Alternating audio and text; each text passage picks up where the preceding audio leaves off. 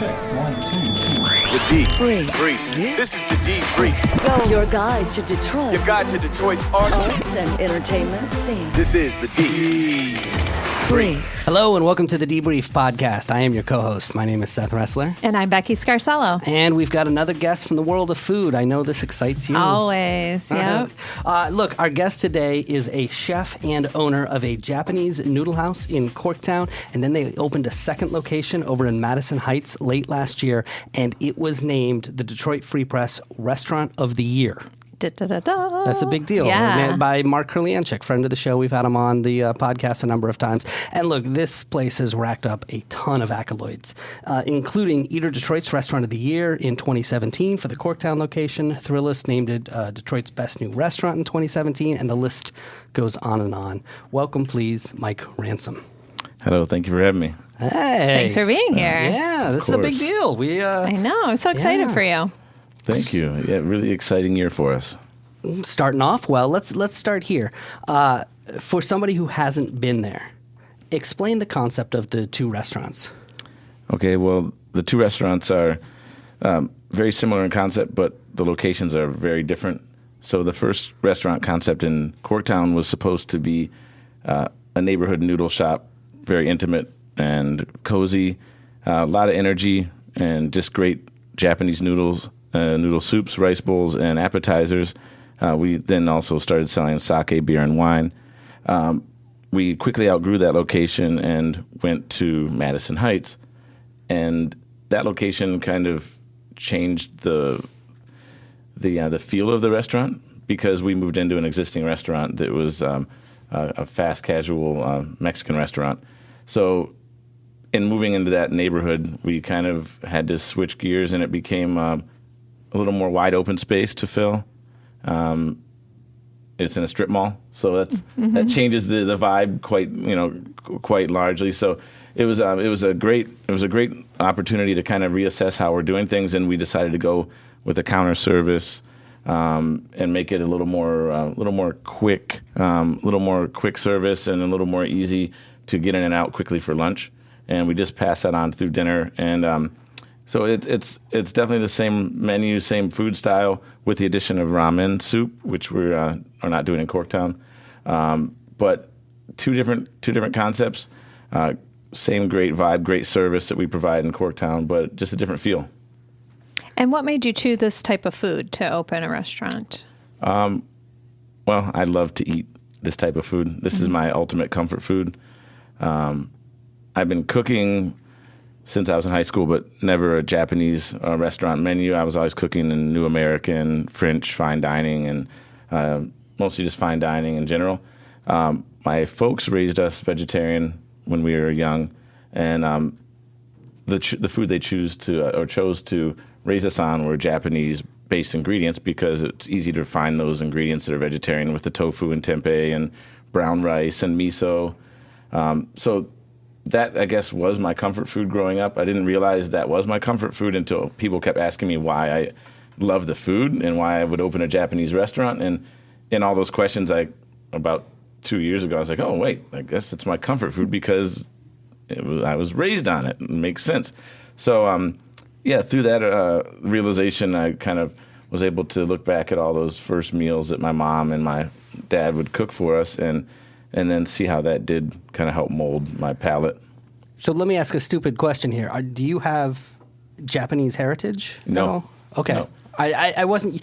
You're one of those guys that looks like you could go any way. Yeah, No, we were raised on Japanese food, and some of our books that we were read to as children were Zen parables, but that's just because my parents were hippies. And But you're right, especially back in the day, it was one of the easy ways to be vegetarian. It just lends itself to that, and that's how people in Asia eat. So it makes sense. Yeah, it was either Indian cuisine or Japanese cuisine or Chinese Buddhist cuisine, but those were the big ones. Yeah. Yeah. Let's do a little Noodles 101 because I think for a lot of people, for my generation growing up, ramen was what you got in the dry brick from Costco. For that you 99 cents right, or at whatever. swim meets that you would eat. Yeah, and really there's this ramen culture that has happened all over the country. You've seen these great ramen restaurants open up, but talk about some of the different noodle styles and what people should know. Well, actually, my ramen, my beginnings in ramen were packaged ramen too. And my first ramen experience, I was in 4th grade in Tennessee, and my neighbor in the seat next to me, she was from Laos, and we used to trade lunch foods, and she would bring in these packaged ramen noodles that were from her from home, and she taught me how to eat them dry. You crumble them up and put the dry powder on them, and we'd eat them like chips. And that was my first tasting of like an authentic Asian ramen noodle. And then fast forward to late 90s, I see the same ramen brand that hasn't changed their packaging since, and I bought it and tasted it, and it took me back to 4th grade. I was like, wow. Yeah. And I kind of had a crush, a child crush on her too. Right, yeah. So it was like really, really cool connection to the flavor and the packaging and everything. And we grew up in neighborhoods that had some really cool Chinese markets, so we were able to buy the dried noodles, and we would take them home, and me and my brother and sister, and we would make them and add whatever we could to jazz them up. We'd add shrimp to them, and we would add more peppers and add whatever veggies we had in the house. So it was like, that's like the beginning of us experimenting. But then as I had a roommate who was from Japan, I began getting into more traditional Japanese noodles. Cold soba noodles were something that he would cook for us and our roommates, and it just blew my mind. Like how many different variations there were. To this day, soba is on the top of my list. Udon and ramen are two of my favorites, which is why we focus on those at both restaurants. And what's the difference between an udon noodle and a ramen noodle? And a soba. Soba is going to be yam flour, buckwheat flour, and wheat flour usually. You can get them with green tea mixed into the noodles, but they're primarily buckwheat is the differentiating grain. They're thin, about the size of a ramen noodle, but they have a nutty flavor and a little more of a coarse texture. And those are usually sold. Actually, those are used in hot and cold preparations. But ramen is a wheat noodle, about the size of a spaghetti, but they use an alkaline, either lye or calcium chloride, to firm the noodles up and to allow them to not get too soggy when they're in the broth. And then udon is half tapioca starch and half wheat starch or flour, and it's a wider noodle. But because of tapioca, there's less gluten, so it's more bouncy and holds up in the broth a lot longer, keeps a really firm texture. Okay, so we know why this type of food. Why Detroit? Well, I moved here in '99 with some friends from East Lansing for the music world that we were involved in, the DJ world, but also to get into the city. We had spent the weekends here for years, just kind of coming down and eating in the city and going to shows. So, You say coming down. So where'd you grow up? I grew up in East Lansing. Okay. My mom went to Michigan State. My mom grew up in Lincoln Park here in Detroit. That's where I grew up. And then, okay. Yeah. Okay. E-Course and Outer Drive. Yep. Okay. And so she grew up here, born and raised, and then she met my father in East Lansing at Michigan State. I grew up there through high school and then moved here afterwards. But every weekend you were coming into Detroit because it's a cool place to be. Because it's a cool place to be. That was when Trapper's Alley was still going on, sure. And we'd go to Fishbones and go to shows, and then, believe it or not, we would drive home 4 a.m. and you know. And we did that for years, and we realized that we needed to get here just to get a new environment. And I lived with a couple guys that we moved here with, and I had a great time. We were in this house for 8 years in Corktown, back when you could get a 3-bedroom rental for $650 a month. You know? Wow, those were the days. Now, I know you were really big into music. At that point, were you cooking? Were you thinking about that as a career, or? Well, I was cooking before I was into the DJ world, but they were kind of both hand in hand. I had the whole club and DJ world kind of was my thing I did after work, you know, and I fancied myself as maybe being a world star DJ at one time, but it's tough. And the lifestyle's not easy. And you have to wear a big styrofoam head. It's Or some sort of costume. Yeah, I had DJ visors and hats that but yeah, more than anything, the club and the warehouse techno world was really hard on my ears, and I had to kind of make a decision, and I decided that I should focus more on food than that because I didn't want to damage my hearing any more than I already had. Right. So, right. And food's a little safer career path as far as, you know, there's a lot more opportunity to travel and to be able to support yourself. But I don't know that that's actually saying much. I mean, when you sit there and say, restaurants was the safe path. Not many people think that way. Yeah. It was like, well, yeah, it was my job since high school, so it was something that I'd already, vetted. You knew it as a stable thing. Yeah, you could always get a restaurant job. Exactly. Yeah. But before you even get into the restaurants, you were spinning on, what were you using? Were you using like turntables? Were you using? Yeah, turntables and vinyl. Nice. Yep. Technics 1200s? What's the? Technics 1200s. Yeah. Vestex PMC 90 mixer, and which I just dug up. Actually, I had it in my storage unit from 14 years ago when I moved away, and I pulled it out, and the thing was just completely obliterated from all the dust and dirt and basement. Yeah. I just took it in to have it rebuilt out by this electronics repair spot in Sterling Heights, and they fixed it up. It smells like brand new now. So cool. I'm really excited to spend some time with it now. Nice. Yeah. And you even owned a record store for a while, right? I did. I co-owned a restaurant or a record store called Spin Cycle. Oh, that's a cool name. And it was in East Lansing. Me and 2 other DJ friends, and we pretty much bought all the good records before we could sell them to anybody else. So we didn't really make any money. We just had a lot of great records out of the deal. And it was electronica? It was techno and white label stuff, or what? Yeah, all techno, house, drum and bass, and some hip-hop too. A little bit of reggae, but pretty much all DJ music. So I always wanted to spin on the Technics 1200s. That's one of my great regrets in life is that I never learned how to do that. And I had CDJs back in the very first generation of those. Wow, yeah. But I was like Steve Martin at the beginning of The Jerk, where it was not destined to happen. So I always loved that kind of mixing, though. Well, I've never played on CDJ, so maybe we should trade. There you go. Your way is way cooler. Well, it's way cooler until you have to carry the records around weeks and months on end, and your lower lumbar, your back is not doing so great, and it's that world is for the young. It is for the young. There's a little more longevity in the restaurant world. Yeah, mostly if you're touring in Europe with a crate of records, that's not easy to do. Right. Because they lose your records, the airlines. Yeah, that's true too. So let's walk through your career then. So you decide that music is not going to be the thing that you're going to do. How does it become food?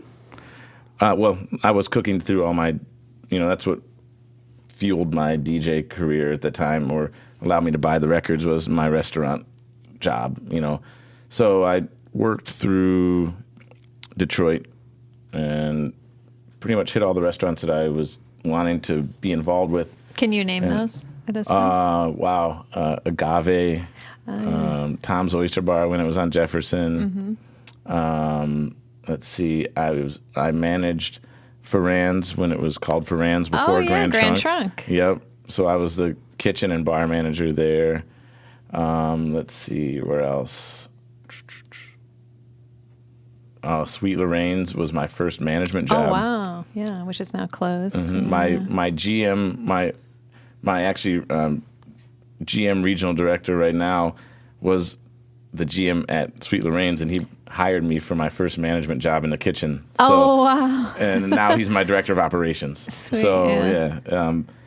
so so yeah, there weren't a lot of spots to work then, Right. and I knew that I needed to remove myself from the environment, a lot of partying, and just needed a change of pace. So I started doing some soul searching and decided I wanted to go to culinary school, and that's how I was going to kind of realign myself and have that be a transition to like signaling that I was going to now focus all my energy on that. And I wanted to go to Schoolcraft because they had just started a really good program here, but they had like a 2.5-year waiting period, and I felt like I needed to get out now. I needed to like just keep the momentum going, so I enrolled in a school in Chicago called Kindle. It's a private French culinary school, and it allowed me to also live in Chicago and study in Chicago and eat and work in Chicago. So it appeared to be a lot more broad, a more interesting choice of selections, but ended up being really expensive too. So I'm kind of not sure if I should have, went that route. I would have been a lot better off if I just went to Schoolcraft and didn't put myself in so much debt. But go ahead. Well, I was going to say, did you feel a need, like Chicago had something to offer that you weren't going to be able to get in Detroit at that point? Was there things going on in the culinary scene there that, maybe Detroit didn't have? Yeah, there's just a lot more by landmass. There's just a lot more going on in Chicago, and a little more depth and history of their dining scene, So, yeah, there was a lot there to offer, but school was my main priority at that point. I knew I wanted to do that. It's something I had wanted to do since I was in high school. I'd always fantasized about going to culinary school, but at that point, it seemed like the right thing to do. And Chicago was the city that made sense. I looked at schools in other areas. I looked at school in San Francisco, but to live in San Francisco and to be a student wasn't really something I could afford to do. Mm-hmm. So yeah, it was a food scene, but it was also the fact that it was a new scene, a new city to be in that was also pretty attainable. Sure, but you did end up in San Francisco then. I did. So how'd that happen? Well, I graduated from culinary school in Chicago, and I had my first sous chef gig there at this French brasserie, and I worked there for about 7-8 months. And the two brothers, they decided they didn't want to open own the restaurant together anymore. And one day, I got a call from my chef, and he said, "Hey, come get your tools. The restaurant's closed." And he's like, "You got to get them now." So literally, all the staff went there, picked up all their tools, got all our knives together, all our equipment, and we took it out to the curb, and they locked the doors. And we were sitting on the curb with all of our gear, and I didn't have a car at this time. I was biking everywhere, so I put my bike and all my gear in a cab or Uber and took it home and went to the unemployment office and told him that I just got laid off. And then I called my brother to tell him, and he at the time was living in San Francisco, and he said, "Well, now you have no choice but to come out here, right? You have no excuse. You don't have a job anymore, and you used to always say that you couldn't come out because you had to work." Had to work, yeah. So he had a room open up in his apartment, and I ended up working like 2 jobs for the summer and saving up a bunch of money to make the move, and sold all my stuff at a yard sale or apartment sale, whatever, and sold all my stuff and moved out to SF with like 2 bags. And, wow. And slept on his floor at the foot of his bed for 6 months because his roommate that was supposed to be gone when I got there, she was supposed to move out, but she couldn't find a place. Oh, no. So it took her like 6 months to find a place. So I'm literally on an air bed at the foot of his bed for 6 months. Wow. And just like going back to when you were kids or something. Oh, yeah, it was really fun. Yeah. Really a great bonding experience. What neighborhood are you in when you're there? We are in the outer Sunset, so 32nd and Judah. Okay. Yeah, right on the inline. Yeah. Okay. Which is actually China. So there's Chinatown where the restaurants are, but the Sunset neighborhood is actual Chinatown where all the Chinese residents live. Oh, right. Okay. So that's where all the really badass grocery stores are, and restaurants that are more authentic and more approachable. So, good times.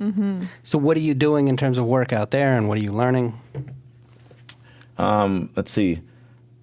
Well, I arrived there, and Chef Chris Cosentino was one of my kind of like chef crushes that I always wanted to be involved with. So I went and approached him in his restaurant in Kanto.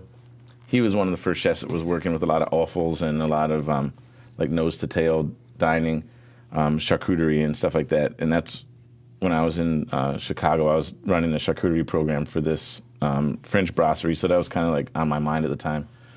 So I went and staged with him at Encanto, and he was like, I really would like to give you something, but we're not going to have something open for a month. But he referred me to his friend, Chef Ravi Kapoor, who had just opened a new farm-to-table restaurant called, let's see, what was it called? Prospect. Oh. And it's part of the Nancy and Pam Oakes restaurant group, Boulevard Restaurant Group. Yes. They have quite the empire there, and they had opened this new offshoot, which was going to be a little more modern dining, and Ravi was their longtime sous chef there, and they put him in charge of this restaurant. So he referred me there, and they hired me, and I worked the meat station for about 7 months, learned a lot. It was a really cool kitchen, beautiful brand new kitchen. And about 7-8 months into it, I got a call from a friend who was moving to Seattle and leaving his chef job with the hotel group, and asked me if I wanted to take over his position. And I was kind of hesitant because I had just got this job with Ravi, and I really didn't want to have my first restaurant job in San Francisco be like a 6, 7 month, 8 month stint. So I approached him and I told him the whole story, and I told him I had all these student loans that I had to pay, and he said, you got to take the opportunity. I totally understand, and he gave me his blessing and told me that he would give me a great reference, and he would explain that I was leaving for the right reasons. So that gave me the motivation and the push to go there, and that was my first lead role as executive chef. Hotel called Adagio Hotel, and a little bar. Adagio was the name of the little restaurant there.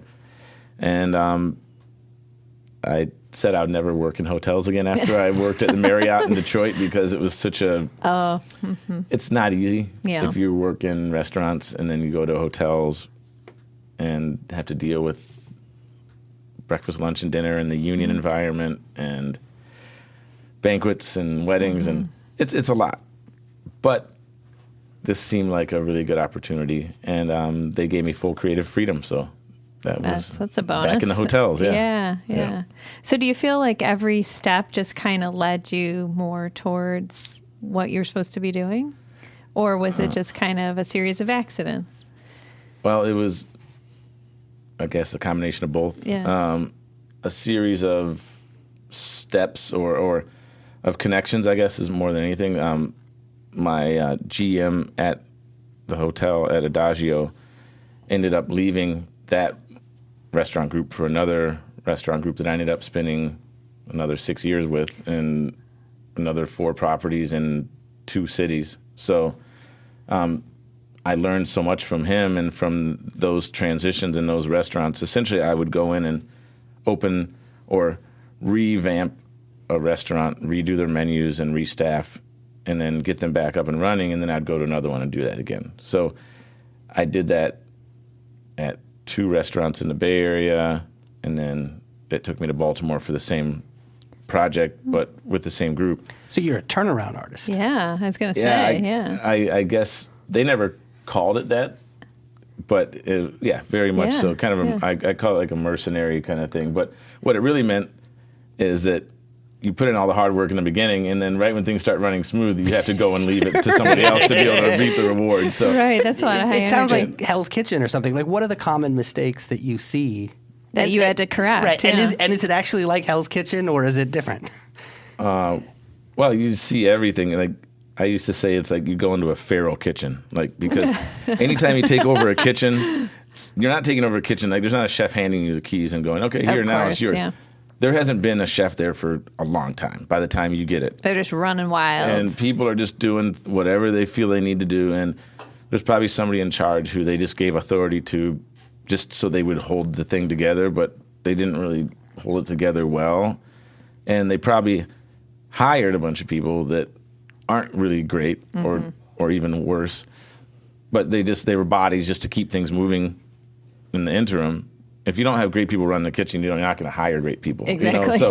So you pretty much inherit a bunch of problems, and then you have to kind of sort through everything, and then the staff and the menu kind of have to happen simultaneously. You can't just rehire all new staff with the same menu that's kind of been neglected and piecemeal together. So you kind of have to create the new menu and then hold things together in the meantime, and then when you get the new menu together, you have to launch that, and then with that new energy, then you can start bringing in new people. So it's kind of there's no simple way to do it, but I was lucky enough to have great management that was behind what we were doing, and I had some pretty good connections of chefs in town that I was able to recruit and work with me. So. Fun times. And then how do you wind up back here in Detroit? Yeah, at what point do you get to I got to do my own thing? Okay, so... Because I hear Baltimore's lovely. I love Baltimore. I almost opened a restaurant there, but I moved there with the goal to have that be a stepping stone to move back to Detroit, because the group I was with in San Francisco paid for my relocation, and Baltimore's only a couple-hour flight. Right, and getting closer. Like a $40 round-trip flight on Spirit, if you want to deal with Spirit Airlines. Yeah. But so I was able to move there, relocate, and then have a flight back and forth a couple times a month or every couple months, and kind of see where the city was in Detroit, and see if things were actually at a tangible point for me to come back and feel comfortable, and just I was able to just be involved with the city a little more and be in touch.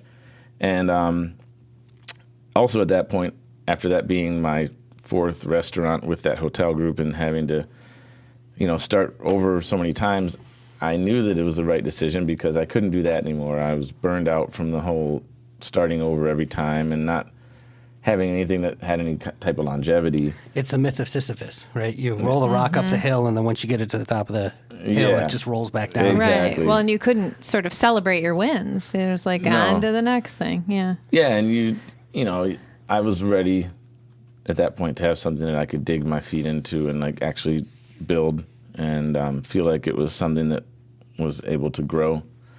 So I guess it was a blessing, because all those things that I knew that I didn't want to deal with anymore pushed me to want to do this restaurant thing on my own, but also learning from all these restaurants that I had managed for other people, it also gave me the confidence that I knew how to manage their restaurants for them, so I could do it for myself. So it was a motivator, but also a confidence builder. And what sort of things were you seeing in Detroit or hearing or experiencing that made you think, okay, this is the right time? Like the restaurant culture is changing. There's room.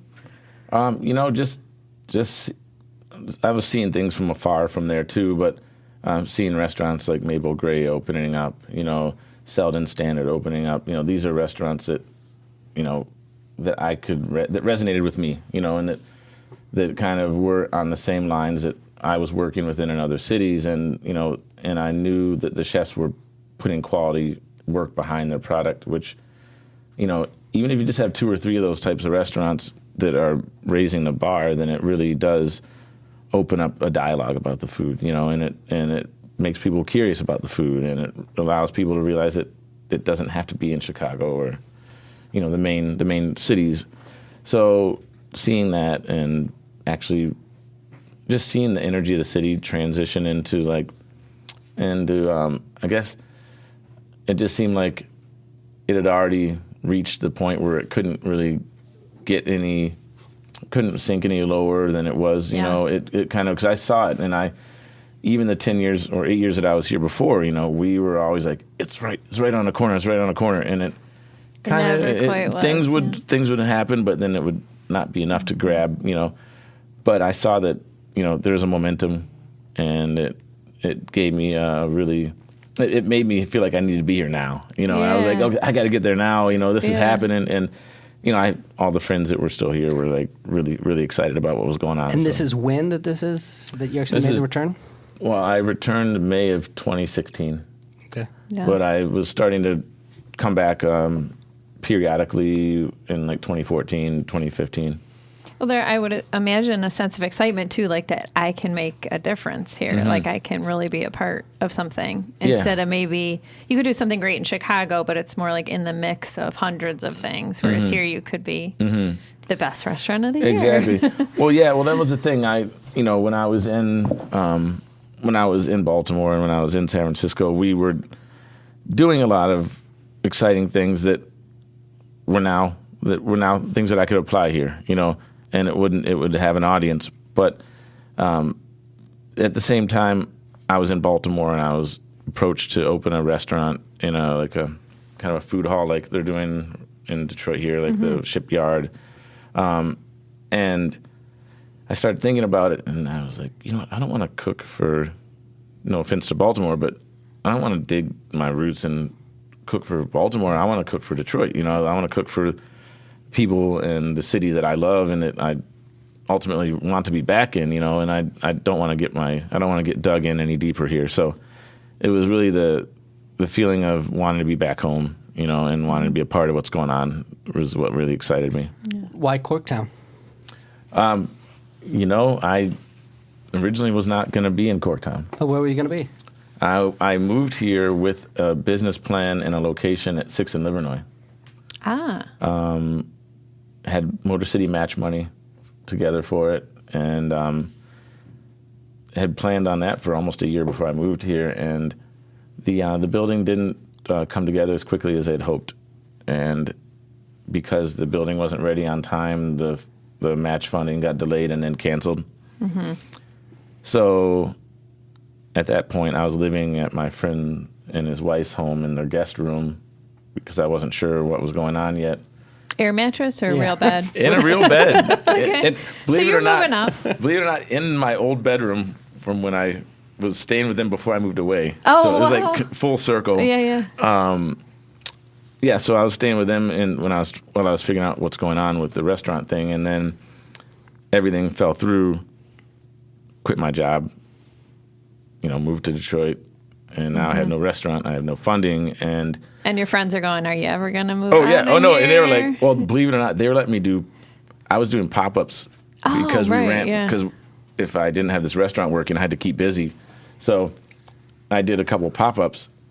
And I was cooking in the church behind them. The church was letting me use their kitchen, but I was staging everything in their kitchen. Oh boy! So there were coolers, and I can't believe they let me do this. It was ridiculous. I had a lot of food being staged in their kitchen, and they allowed me to do that and to do a couple pop-ups, which allowed me to test a lot of the menu items that we see at the restaurant now. That was it was an interesting time because I went from having a plan to having no plan, and that's when Corktown came about. Okay. Because, I was living in Corktown, but I also was hanging out there, and a friend saw me with a realtor and approached me, and he was actually the owner of Rubbed Sandwich Shop. Oh, right, yeah. And he said, I saw you with so-and-so, this realtor. Are you looking for a spot? And I was like, well, yeah, for sure. I'm really, I need one really bad. And he showed me the space. I walked through it, and we negotiated for about a month. And my dad came down from East Lansing to look at the space. He has a construction background, so he kind of kicked the tires a little bit, and we walked around the restaurant, and we sat down, and he was like, "Is this the one?" I was like, "It's the only one. We don't have a choice." Right, I'll take it. And at this point, he had agreed to invest some of his retirement because he had just retired a couple of years ago, and he was so confident in it that he offered to invest some of his retirement to help me get the thing turned around. And we sat down at a table, and he said, "Is this it?" And I said, "Yeah." And he said, "I can, help you make it happen." We had a couple his brother and his wife also contributed, and a couple other friends and family. Wow. But yeah, we sat down at a table, and he used to always say that I just needed a window to throw noodles out of. He's like, it doesn't have to be fancy, it doesn't have to be big. Yeah. You just need a window to throw noodles out of, and then you just need to be able to cook the food. I think you're doing more than throwing noodles. They must be all so proud and like they believed in you. Yeah. No, they are, and I can't show my gratitude enough. Yeah, it's really exciting. Very cool. Yeah. Now, were you also, so you wanted to cook Japanese, especially Mm-hmm. with the influence of the roommate you had at the time and this comfort food concept. Was it also seeing like a need for that in Detroit? Because that was definitely not something that was really common here. No, yeah. It just happened to be that was something that I was really locked into, and there happened to be a void for it here. Okay, so just a good... Because, funny story, when I was in Baltimore, I was working on a noodle concept there, like working on broths and stuff at the restaurant that I was cooking at. Like they were wondering, like, all of a sudden for brunch, I did a ramen special for the last year, and like every brunch on Sunday we'd have a different ramen, and I was testing broths and refining all the flavor profiles, and I was doing some like spying on a local ramen shop and just going in and like looking at all the things they were doing, looking at how the setup was, taking pictures, and I ended up making friends with the chef owner, and I invited him out for a beer, and he knew that I was snooping around his restaurant. Sure. And I ended up saying, hey, I would like to talk to you about what you did here, and he made me a deal. He knew that I was moving to Detroit, so I wasn't going to open a shop that would be his direct competition. Yeah. But we made a deal that every Monday we would meet at a restaurant, and as long as I bought him the food and wine, he would let me pick his brain, and we did that for about a year. And I came away from that with a pretty concise template of what to do and what not to do, and he shared his knowledge with me, and that's what allowed me to build a really, really solid business plan when I arrived in Detroit. So the model was built regardless of the void here in Detroit, but it's something that's kind of universal. Noodle soups to me are like it's like Everybody universal soul food. So it. Then there's room for many different styles. Like there are other noodle shops in town, and they all do well. It's like it's up to a lot of different interpretations, and there's room for a lot of different styles. So. Well, I think I would sum this up. So my kind of 2 rules of life are to make connections and be kind. And I think you're like the shining star of that, clearly. Well, You've been charming and nice and kind and connected with people, and it's led you to what you're doing. Yeah, I was talking about the Zen parables with my dad reading them to us as a kid, my mom reading these to us as a kid. And the Zen teachings are that of like having the child's mind, being like open and aware of the opportunity to learn.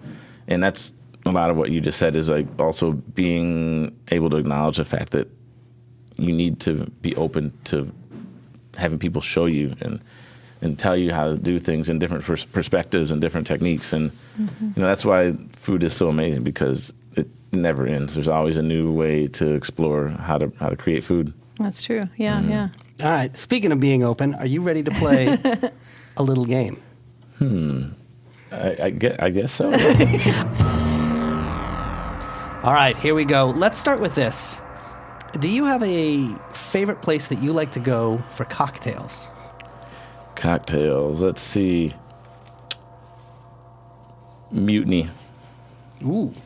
I haven't been there, so Oh, tell me that's about it. Sunburner. great. Yeah, by Elk Yeah. Club, kind of. Yeah. Okay. I love the tiki drinks, and I always have a great drink. It's a good time, and they have karaoke there on Thursdays, which I'm a karaoke voyeur. I might sing once in a blue moon, but it's really entertaining. You're a lurker at karaoke A lurker, bar? yeah, I'm a lurker. Yeah, That's yeah, creepy. yeah, yeah. Well, speaking of music, who's your favorite Detroit musical artist?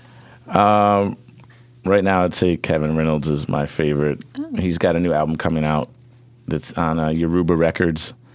The artist owner of that label is called Osunlade, and he's got just a really great catalog of music. And Kevin is he's got a full-length album that'll be out in, I think, a month or so. But really looking forward to hearing that. Nice. You talked about the electronic music scene. Mm-hmm. First of all, do you still go out clubbing? And if so, do you have a favorite club to go to? Wow. I kind of go clubbing, I guess. It's hard when you're working. I know. Yeah.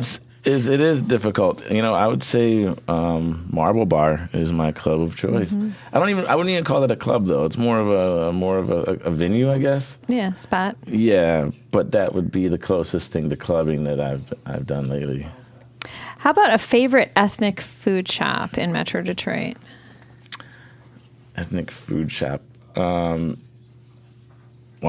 I think Saigon Diamond is my favorite pho shop. And I have so many favorites, but I have to say they would get number one because I eat there like 3 or 4 days a week. Whoa, where is that? It's on 13 and 13 and John R. Across from CVS. It's a little pho shop, and their broth and their consistency of the whole bowl itself is just, it's always on point, and it's like my midday recharge throughout the week. Okay. So I go in there, they look at me, they're like, yeah. They just tell me, you want the number 30 with the beef on the side? And I'm like, yeah. Yeah, that's my thing. That's I don't my even have jam. a menu in hand or anything. Yeah. Wow. Okay, you used to own a record shop. Correct. Co-own. Yes. Co-own. Yes. And let's not give you too much credit. We all ran it to the ground together. It wasn't just me. Where do you go record shopping in Detroit now? Wow. I go to Hello Records. Right around the corner from you. Yeah. Yep. I go to Detroit Threads and Tramick. Mike always has some really, really nice stuff that's always hard, just hard to find stuff you never expect to see there. And those are my two. Yeah, Hello's in the neighborhood, and then Threads is just, their used section is also really, really expansive. Where in Detroit would you go if it was the last day before you died? Where would I go? I would go to the top of the Ransom and sit in the room and wish that it was spinning still. And just sit there and wish that I could get a martini up there, but nothing's there right now. So No. I miss that. That's got a point of nostalgia in my heart. Yeah, And the Summit. The Summit. Yeah. Yeah, and when I left, it was Coach Insignia, I Coach, think. yeah. Yep. But somebody needs to get that. Well, actually, I think it is going to be a new restaurant very soon, but I It guess should be. that view from that point, to me, that's Detroit right there. All right. Good Awesome. stuff. Mike Yay. Ransom is the chef and owner of EMA. There's 2 locations, right? You've got one over at 2015 Michigan Ave in Corktown, also 32203 John R. Road in Madison Heights. And if people want to find it online, it's just emanoodles.com. Can they follow you on social media as well? Yeah, my Instagram is Chef Mike Ransom. Yeah. And Ema Noodles, Ema Detroit is our Instagram, Very cool. and that'll connect us all. And of course, congratulations on being named the Detroit Free Press's Restaurant of the Year Well deserved. and all the Thank other you. accolades. So Well, thanks for it's- having me. It means a lot. Yeah. Appreciate it. Thank you for coming on. Cheers. Until next time, Detroit's moving. Keep up. The D Brief. Your guide to Detroit's arts and entertainment scene.